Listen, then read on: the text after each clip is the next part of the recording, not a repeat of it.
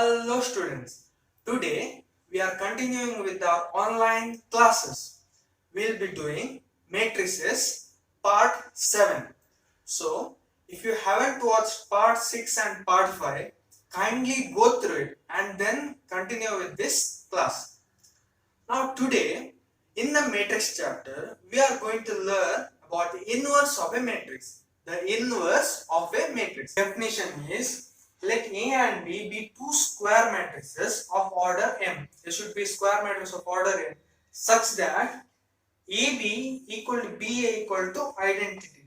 Then we can say B is the inverse matrix of the matrix A. Then we can say B is the inverse of the matrix A. So we'll just note what is the conditions given. First condition is it should be a square matrix. Both matrices should be square matrix. Second condition is they should have the same order. Same order in the sense 2 cross 2 or 3 cross 3, etc. And third condition is AB should be equal to BA. That should be equal to identity. Then if three conditions are satisfied, it becomes an inverse. Now, what is the meaning of AB equal to BA? I will give an example. Suppose you are making a mango milkshake. What are the requirements? What are the requirements? You need mango pulp and you need milk. So, first you take mango pulp and then you put milk. Then you mix it. Then also you will get mango milkshake. Final product is same. Or in the reverse, you put milk first and then put mango pulp. Then mix it. You will also get mango milkshake. So, you multiply the matrix A into B, or you multiply the second matrix into first matrix, you should get the end product I identity matrix same. Then only we can say B is the matrix of A. I hope you understood the analogy. Now, main thing to note, A and B are both matrices of same order, and they are both square matrices. Okay, and if you multiply AB, means you multiply A with B, you should get identity. Or reverse, B with A if you multiply, then also you should get the identity. So then B is called as the inverse of A.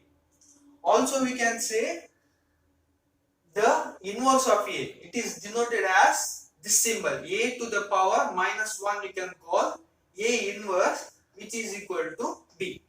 So inverse of A equal to B.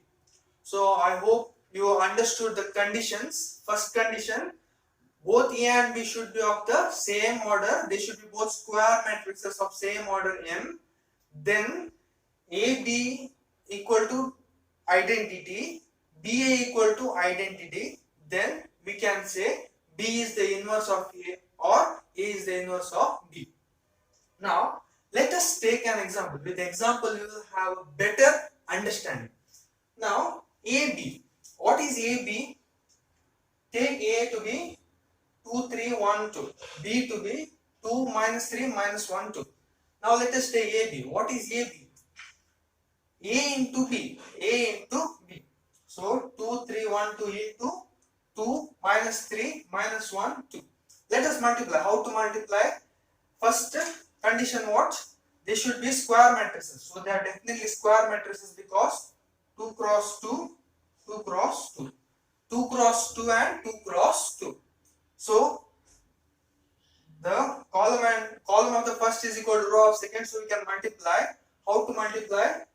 This is a 2 cross 2 matrix. First row with the first column, 2 into 2, 4, 3 into minus 1, minus 3, 2 into minus 3, minus 6, 3 into 2, plus 6. Next here second row, so second row with the first column, 1 into 2, 2, 2 into minus 1, minus 2, 1 into minus 3, 2 into 2, 4. So we get 4 minus 3, 1, 2 minus 2, 0, minus 3 plus 4 is 1. So this is nothing but identity matrix. You know what is the identity matrix? A square matrix in which the diagonal elements are equal to 1, rest all the elements are equal to 0. So this is an identity matrix. So therefore AB equal to identity. Next, we take BA. What is BA? B into A. So we multiply 2 into 2, 4, 3 into minus 1, minus 3, 2 3s are 6, 6 minus 6. Next, minus 1 into 2, 2, 2 into 1 plus 2. Next, minus 1 into 3, minus 3, plus 2 into 2, 4. So we get 4 minus 3, 1, 6 minus 6, 0, minus 2 plus 2, 0, minus 3 plus 4, 1. So here also we will get the identity matrix. Then we get BA equal to identity. So the first condition is satisfied. AB equal to identity, B also equal to identity. So it is a square matrix, both are square matrices. First condition is true. Second condition, AB equal to BA equal to identity, it is true. Therefore, what is the definition? What is the definition? If this is true, then B is the inverse of A. So A inverse equal to B. So B is the inverse of A inverse equal to B. This is by definition. So this is the concept of inverse. I'll summarize once. First, we should have two matrices A and B, where both are of the same order, and they should be square matrix. Second condition is AB into BA should be equal to identity. Then the inverse of A inverse equal to B. Okay, so this is the definition of A inverse. Now we'll take some observations. Rectangular matrices do not have inverse. So rectangular matrices do not have inverse. You can try any matrix and see, because AB will not be equal to BA. In any conditions, AB will not be equal to BA. You can check with any rectangular matrices. Second condition, this is the property of identity. I into A equal to A into I equal to A. Meaning, you multiply any matrix with the identity matrix. You get the same thing back. So you multiply identity matrix with matrix A, or matrix A with the identity element. You get the same matrix back. Next, we'll check some property of inverse. So, some properties of inverse. A into A inverse equal to identity. And A inverse into A is also identity. It is nothing but by definition. Here, since B is the inverse of A, we are substituting A inverse here. Since A inverse equal to B, we are writing A into A inverse equal to A inverse into A equal to identity. So this is the property. Also, I into A inverse equal to A inverse into I equal to A inverse. See, identity matrix, you multiply with any matrix, you will get the same matrix back. So identity I into A inverse equal to A inverse into I equal to A inverse. So this is the concept of inverse. Next, theorem 3. Inverse of a square matrix, if it exists, is unique. Inverse of a square matrix, if it exists, is unique.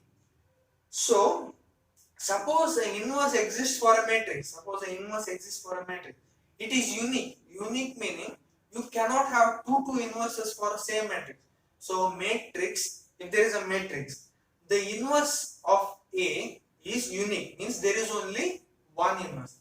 Next, second theorem, inverse of a product, AB inverse. Now, you are taking a product, you are multiplying two matrices and you are taking its inverse. So, AB the whole inverse equal to B inverse into A inverse. So, one thing to note here, AB, A is the first matrix here, B is the second matrix here.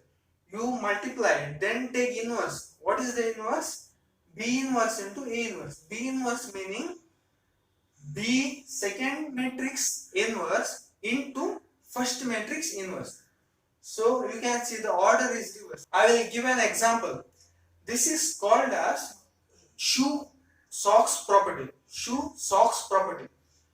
Just take an example. If there is a boy called Aditya, he has to wear a shoe. What he will do? He will wear his socks first. He will wear his socks first. Then he will wear the shoe. Now, when removing both, what he will do? First, he will remove the shoe first. Then he will remove the socks. So the inverse process goes in the reverse order. The inverse process goes in the reverse order. I hope you can think of that analogy. The matrix inverse of a product goes in the same way. So, inverse of a product, A be the whole inverse. The inverse of a product, A be the whole inverse equal to B inverse into A inverse. So, first matrix into second matrix, the whole inverse equal to inverse of the second matrix into inverse of the first matrix. So, I hope you understood this analogy. The theorems, I will repeat the theorems. Inverse of a square matrix, if it exists, is unique, meaning if there is an inverse of a matrix, it is always unique, means there are no two inverses for a matrix. And then if there is the inverse of a product, A be the whole inverse equal to B inverse into A inverse, B inverse into A inverse. So therefore this is the concept of inverse.